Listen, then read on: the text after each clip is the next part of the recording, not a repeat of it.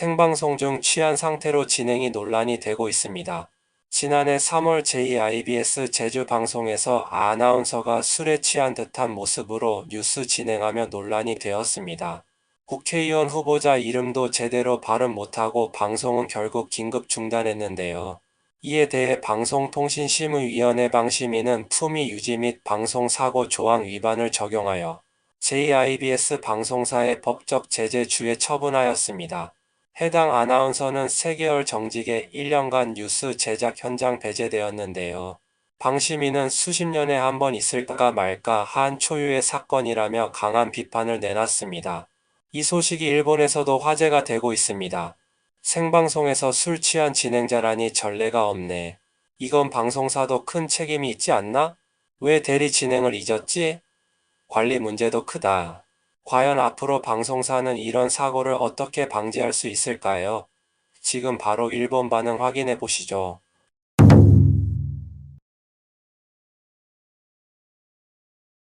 일본에서도 비슷한 경험을 가진 아나운서가 있었어요. 프리랜서가 된 후 실패담으로 회고한 적이 있는데 밤샘 당직이었는데 저녁 식사 때 술을 마셨다. 그런데 갑자기 긴급 방송이 있어서 다른 층에 있는 방송실로 계단을 뛰어 올라가니 순식간에 술 기운이 올라와서 비틀거리면서 생방송을 진행했다. 이런 이야기를 했던 사람이 있었어요. 처벌을 받았는지는 기억이 안 나지만 그 당시에는 그냥 웃으며 이야기할 수 있는 일이었죠. 하지만 요즘은 음주에 대한 사회적 분위기가 훨씬 엄격해졌기 때문에 예전처럼 넘어갈 수 있는 문제가 아닙니다. 한국방송통신심의위원회 KCC는 방송 및 통신을 규제 감독하는 독립기관입니다. 2008년에 설립되어 방송의 공정성과 경쟁성을 유지하는 역할을 하며 방송사업자 면허 발급 위반 시 처벌, 광고 규제, 전파 관리, 신기술 도입 관련 정책 수립 등을 담당하죠. 또한 인터넷 모바일 OTT 온라인 동영상 서비스 같은 새로운 플랫폼에 대한 규제도 고려하고 있습니다. 특히 콘텐츠 안전성과 아동 보호 정책에 집중하는 등 시청자의 권리를 보호하는 역할도 하고 있어요. 하지만 정부와의 관계나 표현의 자유 문제를 둘러싼 논란도 존재합니다. 한편 이번 사건에서 해당 진행자의 문제도 있지만 주변 스태프들이 아무도 이를 제지하지 않았다는 점도 이상하네요. 제 아내 유명 모델도 막걸리를 마시면 쉽게 취하는 편이라 곤란할 때가 많아요. 이번 사건을 보고 음주의 영향이 얼마나 중요한지 다시 한번 깨닫게 되었습니다.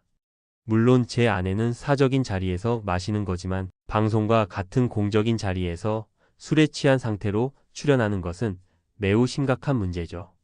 사회자가 만취 상태로 생방송에 출연한 것은 큰 파문을 일으켰고 결국 시청자들의 신뢰를 잃게 된 사건입니다. 방송에서는 어떠한 상황에서도 자기 관리를 철저히 해야 하며 음주나 감기약 복용 등으로 방송 진행에 영향을 미쳐서는 안 됩니다. 저도 모델로 활동하는 아내에게 음주 조절을 당부하고 있지만 방송 현장에서는 더욱 철저한 관리가 필요하다고 생각해요.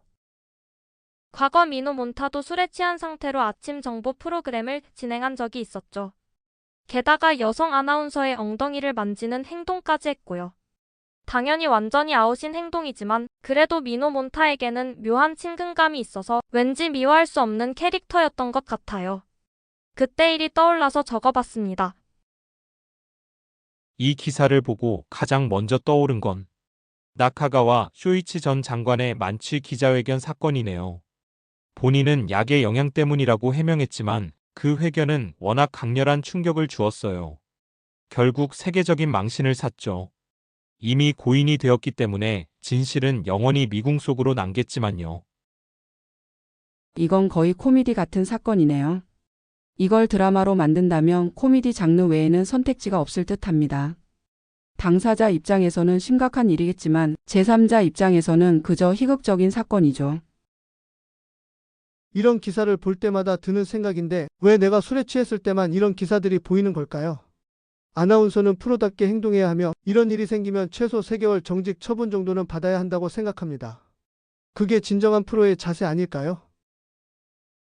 대타 사회를 맡아야 한다는 사실을 깜빡 잊고 저녁 식사와 함께 술을 마셨다. 이럴 수도 있겠지만 출연 직전에 아무도 눈치채지 못했다는 게 더 이상해요. 대타의 대타를 준비할 수 없었다면 이해라도 하겠지만 이미 출연한 후에야 문제를 알게 됐다는 건 결국 프로듀서나 스태프들까지 모두 엉망이었다는 이야기네요. 대타 사회자가 술을 마신 후 감기약까지 복용한 상태로 출연했다. 음주 후 감기약 복용이라니. 이 대타 사회자는 도대체 무슨 일이 있었길래 이렇게까지 컨디션이 엉망이었을까요?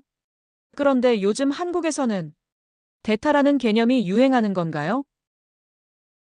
과거 NHK 사장감으로 유력했던 아나운서 중 한 명이 술 문제로 모든 걸 날려버린 일이 있었죠. 결국 술은 마셔도 술에 마시지는 말라.